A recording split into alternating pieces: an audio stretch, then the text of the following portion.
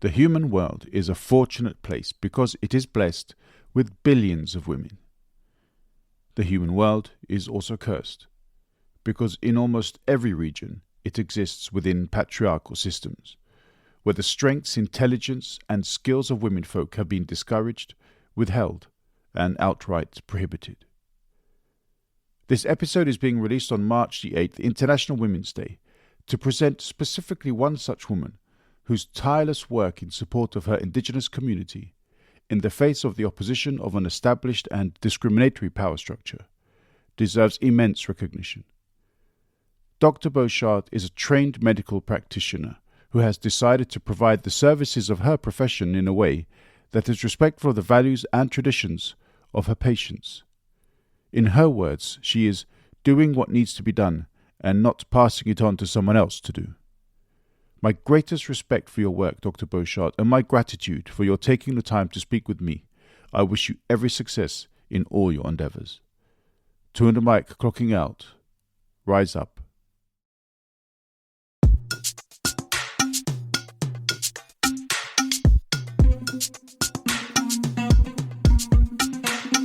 Dong weche pek kod welo mabiro e TwoandaMic. Dong parodit kod jok mawuoye TwoandaMic. Seche tin sud buta wawinji e TwoandaMic. Wala wachokre, wabed piny, bi wawinje ero chako momit ndi TwoandaMic podcast makende. I'm happy to say that I'm joined once again by Dr Boshart. Dr Boshart, how are you? I'm well, really well, thank you. You love snow, apparently, according to your Twitter feed. Yeah, so we have lots of it, and I'm just happy to get lots more. My dad always says, "Stop saying that. Every time you say that, we get a huge storm." I like all the extremes of weather, but okay. Yeah. Okay. We got some snow here in Berlin too, but I'm not sure we can. Was it you liked saying you would like to lie down and bathe in it? But yeah, we probably can't do so much of that in Berlin. No. But no. Yeah, it's very like I just love. Since I was a kid, I like just making a nice chair or laying down in the snow. I don't know, it's just this feeling of being held by the snow that just there's nothing like it, I guess, or making a snow angel. No, I don't like extreme colds, but fair enough. I mean, Well, you have to be fully prepared for the cold. You know, I'm okay. not I'm bundled. Okay. Yes. All right. Fair enough. So you are dressed properly then for the experience. Snow pants and a big coat and all the good things. Yes. Okay. All right. Good.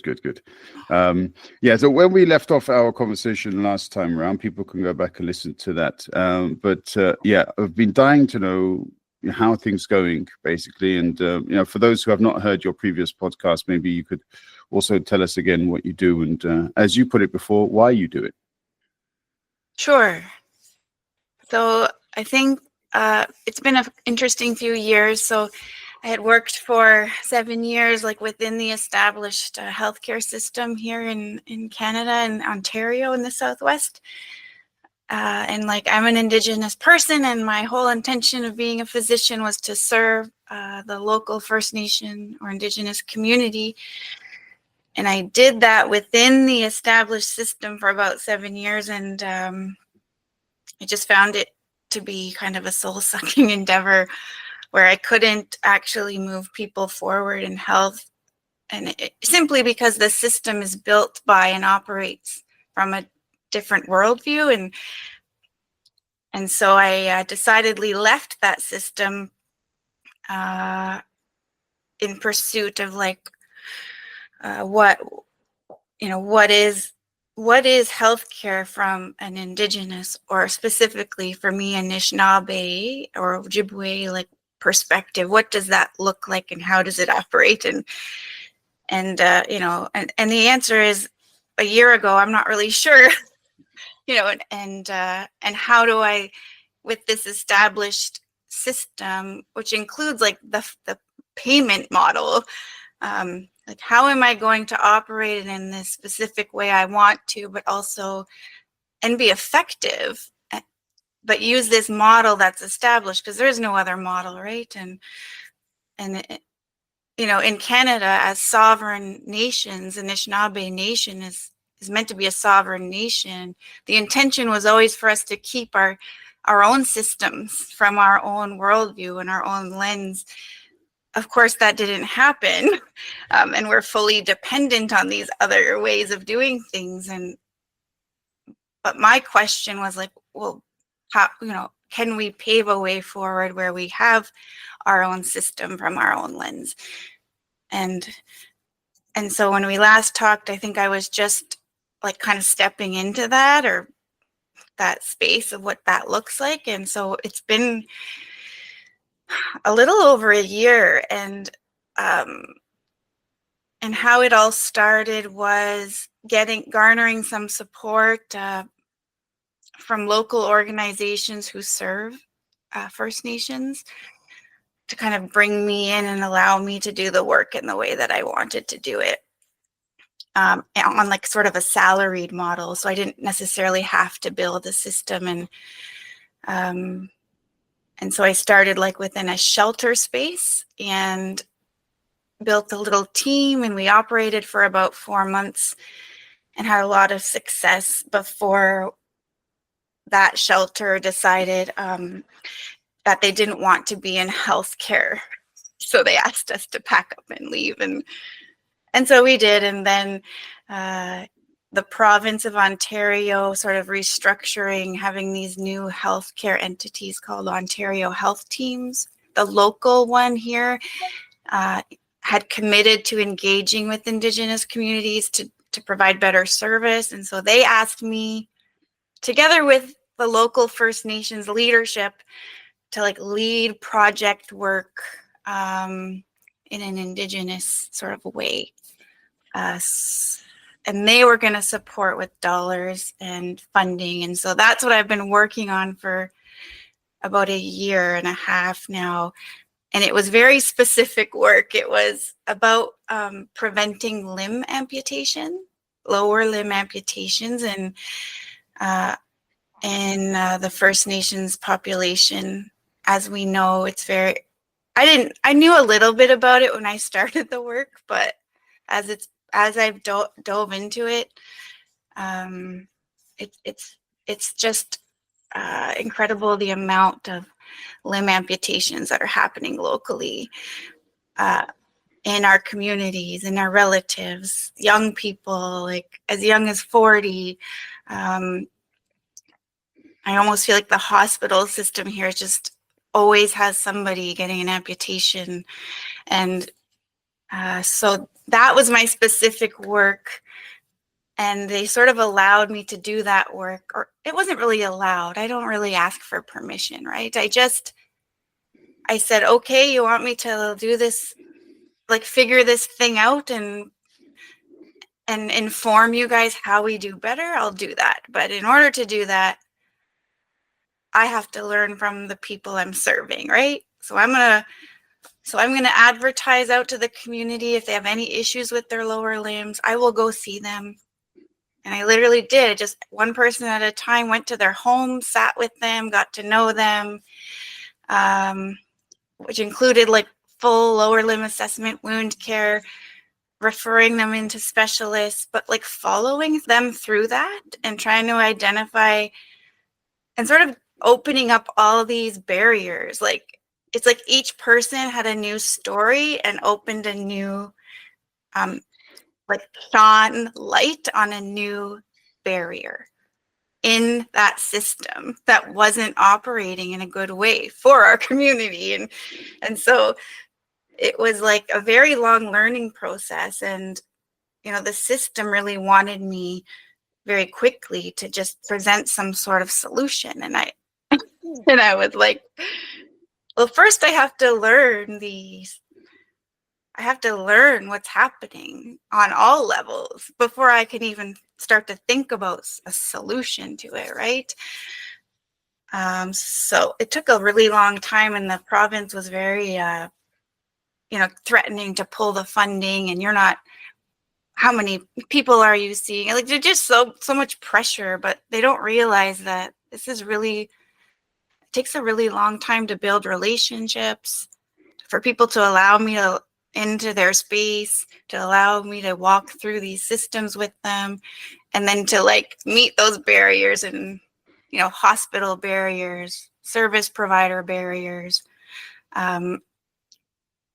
you know, cases of coercion where like limbs were amputated and they didn't have to be amputated, but like the racism that exists is just, it's there. And some surgeons think this person's never going to take care of themselves better. It's better to just cut it off, right?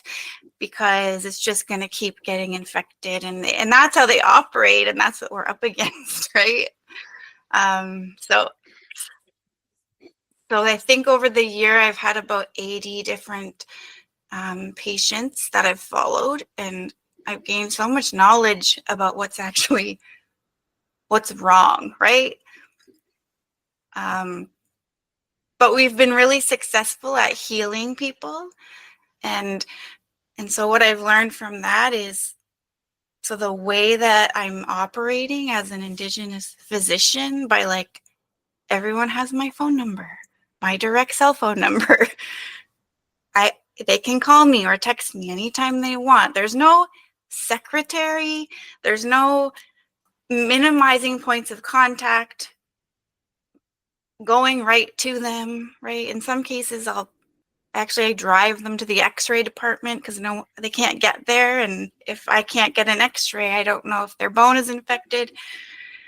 So just like doing what needs to be done and not passing it to someone else to do is sort of, you know, how I operate. And I get a lot of, well, that's not your job. You're more valuable than that. You shouldn't be driving people places or taking phone calls. And I always think like, why as physicians are we, like, who's telling me what my value is, right? Like, I don't see myself as any more important than my patient. And that's an Indigenous perspective, that we're all valuable. Their time is just as valuable as my time. And so I don't see it the same way. And I think because of that, I can build that really strong relationship with patients. And every single one of them, you know, did not understand what was happening with their health. No one would sit with them and explain it to them in a way they could understand. And I do that. And they're all like super happy to understand. And they all take control of their diabetes. And they all do so well. And it takes a lot of time. And the system doesn't reimburse for time-based care, right? It's number-based, like visit-based. And can every physician operate like this in this current state? No, because I don't think so, you know, and I don't know that everyone would want to, right? So, but at least through this project, this very specific project work, I've been allowed to practice medicine in a way that's effective, that is creating positive outcomes, that is holding systems accountable, and that is good for my spirit. Like, I feel like I'm doing what I want to do, which is be helpful. You know, but there is a little bit of guilt I carry, like, because you know, I know that other family doctors are seeing like 40 people a day, and you know, they might see that I'm not working hard enough, or they might see it through that lens, right? And so I am always like struggling with that, right? I guess it's like that worldview of like volume and numbers and get people in, and there's so many people without doctors, but I try not to take that on as my responsibility, right?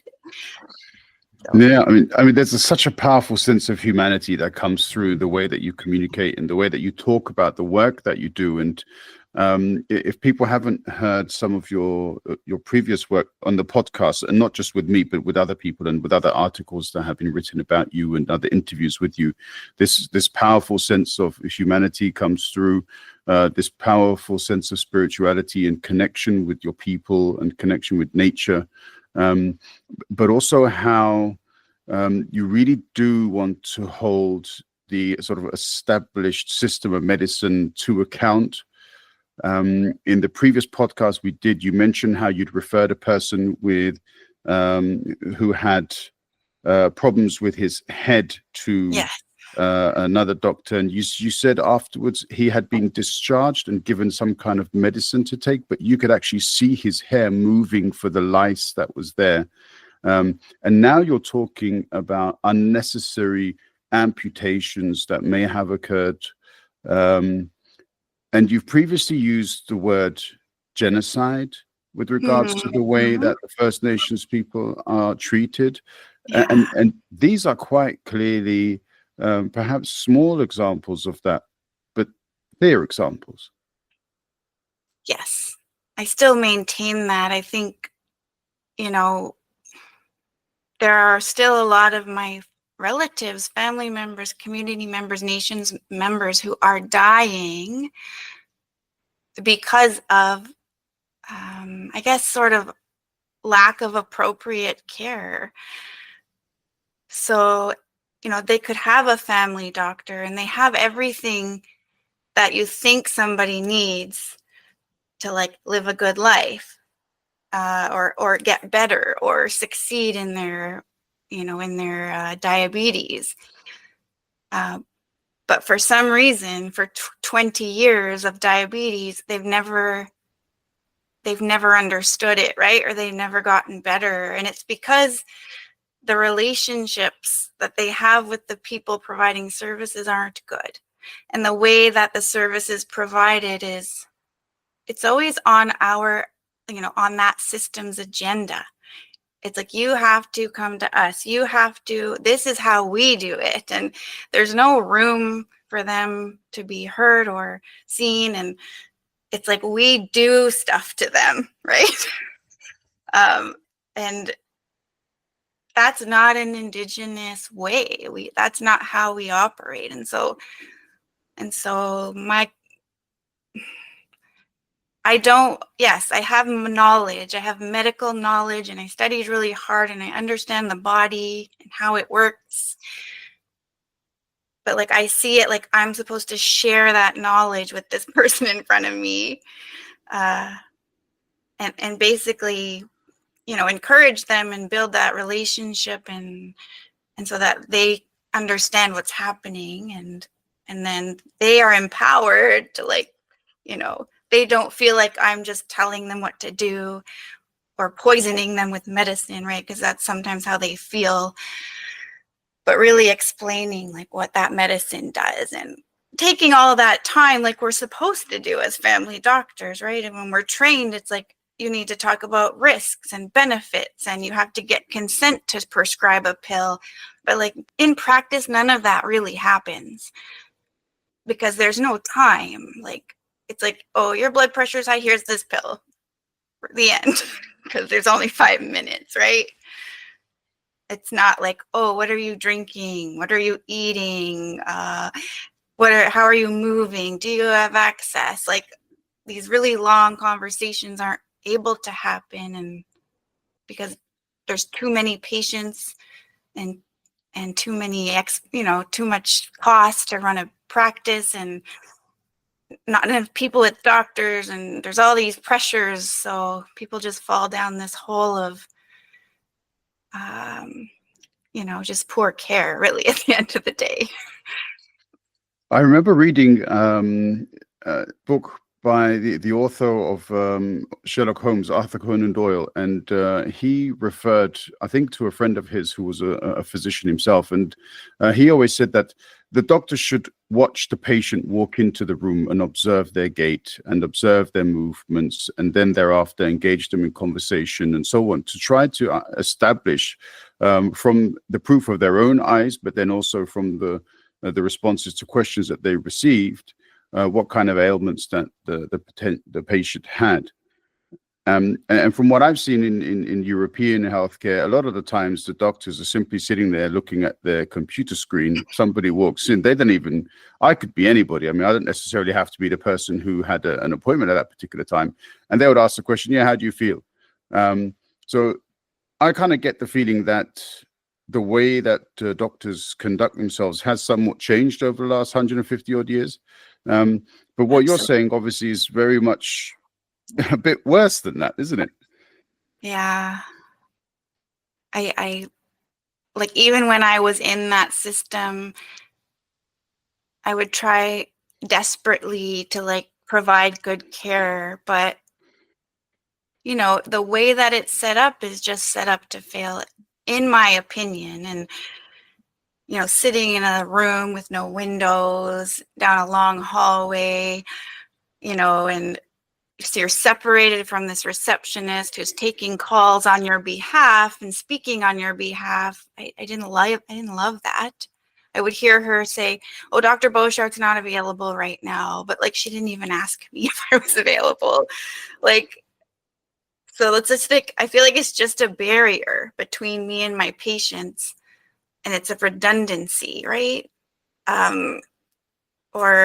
And then, yeah, the rooms are just set up such that you're sitting in front of your computer and this person is beside you, and, you know, and there's only so much time that they've slotted in your schedule. And like all of that, I just don't want. I just don't want it. I just want to, I don't mind just people call me when they need me. I answer my phone. We talk about it. I triage it. And then we agree when I can see them and where I can see them and how I can see them. And it's a mutual decision. It isn't all on my, you know, it's not, they don't have to fit into my box. we figure it out together, right? And I don't ever want to lose that. And, you know, there is some potential to, you know, build an office or have a space, but like, I'm worried that if I do that, like I'll get stuck in that space again. But I have to think about what that space would even look like. And do I really want a medical admin person? And I don't know. The answer is I don't know. Maybe. But it's got to be a very conscious relationship with that person, so that if that even were to happen, right, they have to know how I want them to, you know, pass calls to me and not restrict my patients. And I just find it much easier to just be, I do have a team. I have a nurse right now and a nurse practitioner. They're all Indigenous women, and they're all on the same page as me. Like, they want to be available. You know, they want to go to people. They don't really want to be stuck in a 9-to-5 schedule. And we sort of all see it the same way. Like, we want to be helpful all the time. We are helpers all the time. It doesn't live in a weekend or in a daytime, you know. And of course, we prioritize our own well-being. It doesn't mean we don't have boundaries, right? Like, of course, my patients know I have a daughter. I'm a single mom, and I need sleep. But when you have that relationship, they totally respect you, right?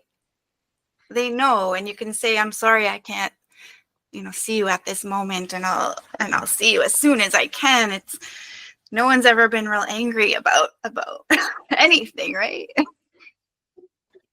Anyway, that's how doctors, I think, 100 years ago, 50 years ago, you know, it was the image is like the, you know, the, I want to say man, it was like a older white man with his little medicine bag, right? In the community, going to homes. Everyone knew him. He was very respected, and it was a small community. But that's like, it's not new what I'm doing.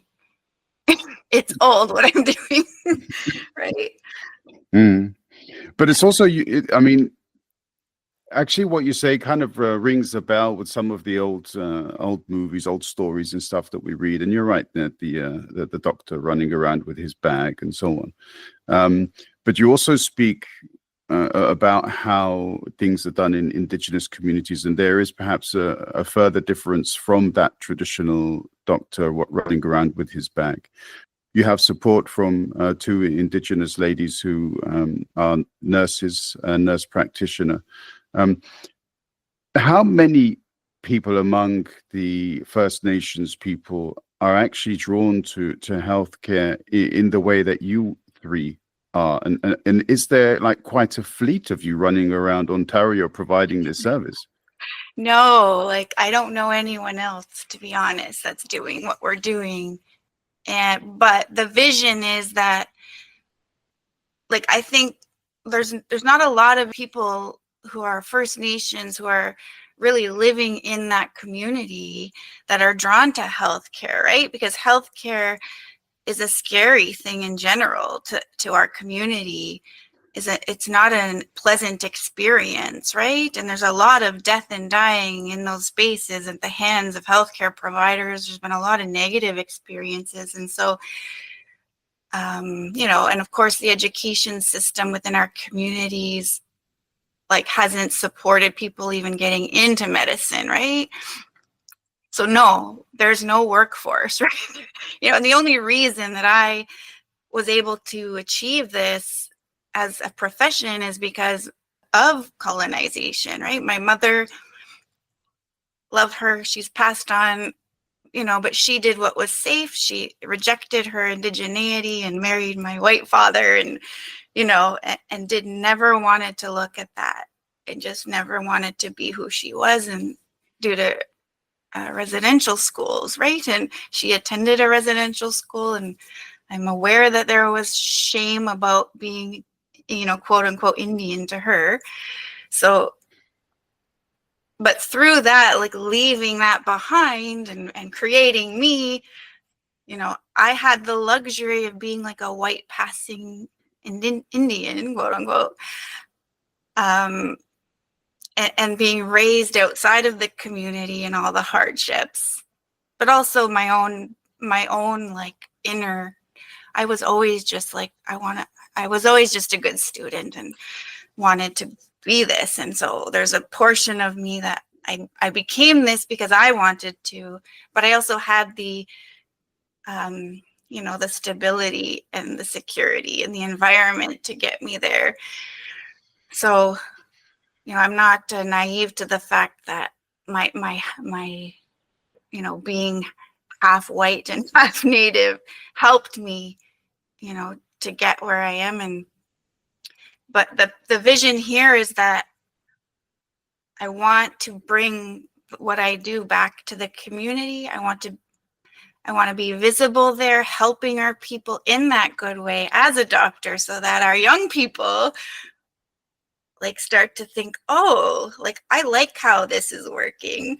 Look at this team of women doing it and helping my parents, my grandparents, and maybe I could do that, right? And then maybe, you know, in 20 years, we'll have more of a workforce, and we'll have this little piece of healthcare sovereignty where we're getting that education in those systems, but the way it operates is from our way of being in the world, right? Our value systems, and it's excellent care, better care than anyone. And I don't mean to toot my own horn, but like I'm a great care provider, and I'm a very like, you know, I take the time to learn about cardiology and respirology and advanced wound care, like, and because I want to be the best and at everything. And of course I still refer out to specialists when I have to. But like I want people to see it's possible to like provide good care and maintain balance in your own personal life as a physician, right? I think if it didn't cost so much to be a doctor, right? If it didn't cost so much to be a doctor and to pay all your fees and to hire all these, if you could minimize your costs, you can be okay, right? But we all have to look at what we value. I don't have cottages or boats or vacations or cars or what, you know, I do have cars, but I don't have a lot of wants in the physical kind of material realm, and I'm grateful to have food and clean water and a place to live. And so it's just and can I say that of all physicians? I can't, right? There is sometimes a lot of ego and a lot of monetary value, right?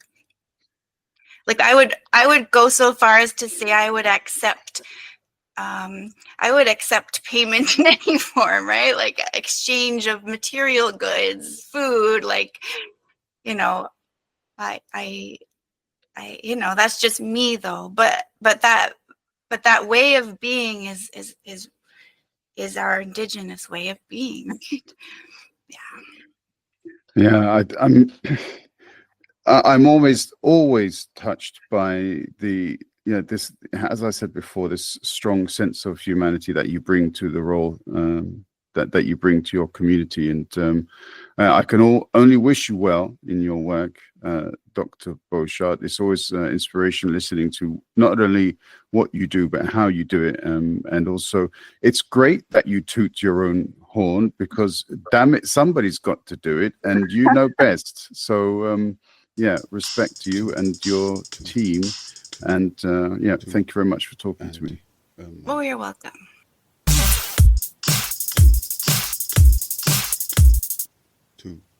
And Mike.